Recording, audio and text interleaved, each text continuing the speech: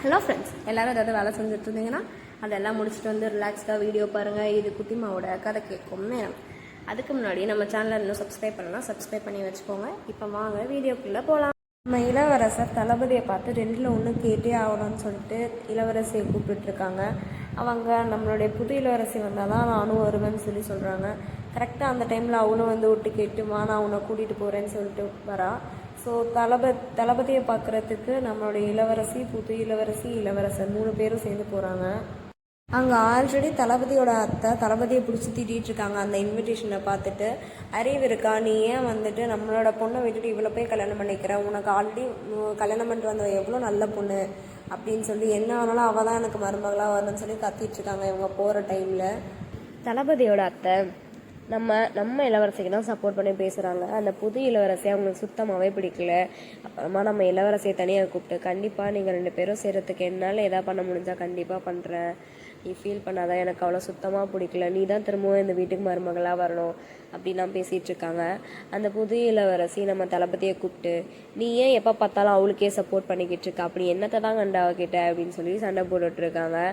அதெல்லாம் உனக்கு தேவை கிடையாது, எனக்கு உன்னை பிடிக்கல, நீ எனக்கு ஹெல்ப் பண்ணதான் ஒரு காலத்தில், நான் இல்லைன்னு சொல்ல, ஆனால் அதெல்லாம் வந்துட்டு நீ உன்னுடைய அரசியல் ஆதாயத்துக்காக தான் பண்ணனேன்னு நல்லாவே தெரியும், தேவையில்லாமல் என்கிட்ட வம்பு வச்சுக்காத, ஒழுங்காக கிளம்புற வழியை பாரு அப்படின்னு சொல்லி தளபதி பேசிகிட்டு இருக்காங்க. அப்போ அவ திரும்ப அவங்க அந்த ஓனாய் கடித்த அந்த காயத்தை காமிச்சு, இதெல்லாம் நீ போயின்னு நினைக்கிறியா, இதெல்லாம் நான் உண்மையாக உன்னை லவ் பண்ணதுக்காக தான் நான் பண்ணேன் அப்படின்னு சொல்லி அவருடைய கையை பிடிச்சி எமோஷனலாக பேசிகிட்டு இருக்காங்க. அந்த நேரம்னு பார்த்து இளவரசி அங்கே வர, அதை பார்த்தோன்னே அவங்க திரும்பவும் ஃபீல் பண்ணி ஓடிடுறாங்க. இந்த புது இளவரசி சும்மாவே இருக்க மாட்டா போல். ஆனால் அந்த 2 கையில் இருக்க காயத்தையும் காமிச்சு, இது ஞாபகம் இருக்கா, உன் உயிரை நான் தான் காப்பாற்றினேன் அவளே சொல்லிக்கிறா. இப்பயும் நம்ம இளவரசி கிட்ட, இந்த காயத்துக்கு நீங்கள் 2 பேருமே கடமைப்பட்டிருக்கீங்க, உங்களால் இதை என்ன பண்ணாலும் அடைக்க முடியாதுன்னு ஒரு சிம்பத்தி கிரியேட் பண்ணிகிட்ருக்கா. திரும்ப இளவரசிக்கு அவங்க 2 பேருக்கும் தான் கல்யாணம் நடக்கணுன்றத அவங்களே யோசிக்க வச்சுட்டே இருக்கான். அதுக்கப்புறம் இல்லை, நான் உனக்கு கடமைப்பட்டதை நான் உன் காயத்துக்கு மருந்து போட்டு கொஞ்சமாவது குறைக்கணும் அப்படின்னு சொல்லிட்டு அவளுக்கு ஒருத்தர் மருந்து கொடுத்துட்ருப்பார் இல்லையா, சின்ன வயசுலேருந்து அவங்க அப்பா கிட்ட வேலை செஞ்சவர். ஸோ அவங்க கிட்ட போயிட்டு மருந்து கேட்குறா, இந்த மாதிரி அவளை நல்லா தூங்க வைக்கிறதுக்கு ஏதாவது ஒரு மருந்து இருந்தால் சொல்லுங்கள், அப்புறம் அவளை தூங்க வச்சு நான் அவளுக்கு காயத்துக்கு மருந்து போட்டு விடுறேன்னு சொல்லி மருந்து வாங்கிட்டு போவாள். அப்பா அவர்கிட்ட இந்த மாதிரி எனக்கு ஒரு வயசானவர் ஒரு புக் கொடுத்தாரு, ஆனால் அதோட செகண்ட் பார்ட் மட்டும்தான் என்கிட்ட இருக்குது அப்படின்னு.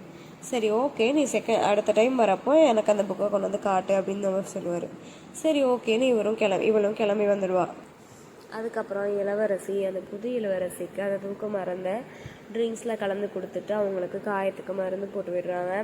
இங்கே தளபதி என்ன பண்ணுறாருன்னா, மன்னருடைய அப்பா என்ன பண்ணியிருப்பாங்கன்னா, இவங்களுடைய முன்னாடி ஜென்ரேஷன், அதாவது தளபதியோட முன்னாடி ஜென்ரேஷனுக்கு அவங்களுடைய விசுவாசம் அதெல்லாம் பாராட்டி ஒரு கருவூலம் கொடுத்துருப்பாங்க. ஸோ அதை இந்த மாதிரி கஷ்ட நேரத்தில் யூஸ் பண்ணிக்கலாம். ஸோ அதை காமிச்சு இவங்க ஏதாவது ரெக்வஸ்ட் பண்ணி கேட்டால் மன்னர் அதை முடியாதுன்னு சொல்லவே கூடாது. அதனால் இப்போ தளபதி என்ன பண்ணுறாங்கன்னா, அதை கொண்டு கொடுத்து, இதை வச்சு நான் ரெக்வஸ்ட் பண்ணி கேட்குறேன், இந்த கல்யாணத்தை நிறுத்திடுங்க அப்படின்ட்டு. மன்னர் அதுக்கப்புறம் ஃபஸ்ட்டு கோவப்பட்டு பார்க்குறாரு, அதுக்கப்புறமா கெஞ்சி பார்க்குறாரு. அப்பயும் இல்லை, எனக்கு இது மட்டும் வேணாம் அப்படின்னு சொல்லி கேட்குறாங்க. அதுக்கு பதிலாக நீங்கள் என்ன வேணாம், எனக்கு மரண தண்டனை கூட கொடுங்க, ஆனால் எனக்கு இந்த கல்யாணம் வேணாம் அப்படின்றாரு. என்னவோ பண்ணு, இது பத்திரமா வச்சுக்க, ஆனால் நம்ம நாட்டுக்கு ஏதாவது பிரச்சனைனா அவ்வளோதான், உன்னை சும்மா விட மாட்டேன் அப்படின்னு சொல்லிட்டு போயிடுறாரு. அதுக்கப்புறம் தளபதி ஆசையாக இளவரசிக்கிட்ட எதை சொல்லலான்னு வரப்போ, நம்ம இளவரசி தான் அதுக்குள்ளார முழுசாக அந்த புது இளவரசனுடைய கைப்பாவையாக மாறி இருப்பாங்களே. அவங்க என்ன பண்ணுறாங்க, தளபதி வரத்துக்கு முன்னாடி அவங்க காலில் இருக்க அந்த சலங்கையை கழட்டிடுறாங்க. கழட்டிட்டு கரெக்டாக தளபதி வரப்போ இதை என்ன பண்ணுறாங்கன்னா, இது யாருக்கு சொந்தமோ அவங்கக்கிட்டே கொடுத்துருங்க, இது உங்களுடைய காதல் சின்னம் தானே, போயிட்டு அவங்கக்கிட்டே கொடுத்துருங்க அப்படின்னு சொல்லுவாள். நீ என்ன பேசுகிறன்னு தெரிஞ்சுதான் பேசுறியா, இதை எதுக்கு கலட்டின, இதுதான் உன்னுடைய சிறை, நீ இதில் தான் இருப்பேன்னு அன்றைக்கி வசனம்லாம் பேசினிய சாமி, என்னாச்சு அப்படிலாம் தளபதி கேட்பாங்க. இல்லை, நீங்கள் போய் அவங்களே கல்யாணம் பண்ணிக்கோங்க அப்படின்ட்டு அதை கீழே போட்டு இளவரசி போயிடுவாங்க. அதுக்கப்புறம் தளபதியும் வந்த விஷயத்த சொல்லாமல் அதை எடுத்து நாங்கள் வெடுக்குன்னு கிளம்பிடுவார். அதுக்கப்புறம் தளபதி கூட வந்து அவருடைய அசிஸ்டன்ட் இருக்கார்ல, அவர் வந்துட்டு நடந்த விஷயத்த எல்லாமே இளவரசிக்கிட்ட சொல்கிறாங்க. உடனே இளவரசிச்ச அப்போ தளபதி நம்ம கூட இருக்கணும்னு தான் நினைக்கிறேன், நம்ம தான் தப்பு பண்ணிட்டோம்னு சொல்லிட்டு உடனே ஒரு வேலைக்காரி மாதிரி ட்ரெஸ் மாற்றிட்டு தளபதியை பார்க்க போகிறாங்க. அங்கே போயிட்டு தளபதி இருக்கிற டிப்ரெஷனில் செம்மையாக குடிச்சிட்ருக்காரு. ஆல்ரெடி ஃபஸ்ட்டு இளவரசியும் அதை தான் பண்ணாங்க, இப்போ தளபதி அதை தான் பண்ணுறாங்க. அவர் குடிச்சிட்டு இருந்தார். அதுக்கப்புறமா இளவரசி போயிட்டு என்ன சொல்கிறாங்கன்னா, ஐம் சாரி அப்படின்னு சொல்லிட்டு அவங்க ஓடி போய் ஹக் பண்ணி, நான் அப்படி பேசியிருக்கக்கூடாது, தப்பு தான், நம்ம ஒன்றா இருக்கலாம் எப்போவுமே அப்படின்னு சொல்கிறாங்க. அதுக்கப்புறமா 2 பேரும் ஒட்டுக்காக தான் தூங்குறாங்க. அப்போ வந்து இளவரசி கேட்குறாங்க, எப்படி வந்து நம்ம இதுக்கப்புறம் ஒன்றா வாழ்கிறது, எங்கள் அப்பாவும் வந்து நீங்கள் அதை காமிச்சும் கூட எங்கள் அப்பா ஒத்துக்கவே இல்லை, அந்த புது இளவரசியும் வந்து மாற மாட்டா, அப்புறம் நம்ம என்ன பண்ண முடியும் அப்படின்னு கேட்குறப்போ, நம்ம ஏதாவது பிளான் பண்ணலாம் அப்படின்னு சொல்லிட்டு கேப்பில் கிடா வெட்டிட்டாரு. அதுக்கப்புறம் மார்னிங் எழும்போது ஹீரோவை பார்த்துட்டு, தளபதி இதுக்கப்புறம் நம்ம எப்போவுமே பிரியவே கூடாது, நீங்கள் இல்லாமல் ஒவ்வொரு நாளும் எனக்கு ஒவ்வொரு யுகா மாதிரி போச்சு, இந்த மாதிரிலாம் மார்னிங்கே அழகாக கவிதை மாதிரி சொல்லிட்டுருப்பாங்க. அதுக்கப்புறம் 2 பேரும் சேர்ந்து சாப்பிட போவாங்க. அப்போ தான் அவங்க முடிவு பண்ணுறாங்க, பேசாமல் நம்ம இப்போயே கல்யாணம் பண்ணிக்கலாம், நம்ம கல்யாணம் பண்ணிட்டு போயிருந்தா மன்னர் வந்து எதுவும் சொல்ல முடியாதுல்ல, அவர் பனிஷ்மெண்ட் வேணால் கொடுக்கலாம், ஆனால் நம்மளை பிரிக்க முடியாதுல்ல, ஸோ நம்ம கல்யாணம் பண்ணிக்கலாம்னு சொல்லி பிளான் பண்ணுறாங்க. அந்த கல்யாணத்துக்கான ஏற்பாடுகளும் நடந்துகிட்ருக்கு. கல்யாண பொண்ணுக்கு கிஃப்ட் வாங்கலான்னு சொல்லிட்டு ஒரு புக் ஷாப் போகிறாங்க, இளவரசி வழக்கமாக போகிற புக் ஷாப்புக்கு. ஆனால் அங்கே போயிட்டு அந்த கடைக்காரர் என்ன பண்ணுறாங்கன்னா, இளவரசி ரீசெண்டாக படித்த புக்ஸ் ஃபுல்லாக ரொமான்டிக் புக்ஸாக இருக்கும், அந்த புக்ஸ் எல்லாம் எடுத்து கொடுக்குறாங்க, இதெல்லாம் உங்களுக்கு ரொம்ப பிடிக்கும். கடைக்காரரை என்ன பண்ணுறீங்க, இந்த புக்கெலாம் நான் படிக்கவே மாட்டேனே அப்படின்னு சொல்லிட்டு கண்ணே சைகை காட்டுறாங்க. அதுக்கப்புறம் கடைக்காரர் அமைதியாடுறாங்க. அண்ட் தளபதி வந்துட்டு இளவரசி ஒரு புக் அதிகமாக படிப்பாங்கன்னு சொல்லிட்டு அந்த ரைட்டர் நேம் சொல்லி கேட்குறாங்க. பட் அந்த புக்கெல்லாம் இப்போ வரதில்லை, அந்த ரைட்டர் வந்து கதை எழுதுறதே இப்போ விட்டுட்டாங்க அப்படின்றத அந்த கடைக்காரர் சொல்கிறாரு. நீங்களும் கடைக்காரரும் பேசிகிட்ருங்க, நான் கிளம்புறேன், நான் போய் என் தம்பியை பார்க்குறேன்னு சொல்லிட்டு இளவரசி கிளம்பிடுவாங்க.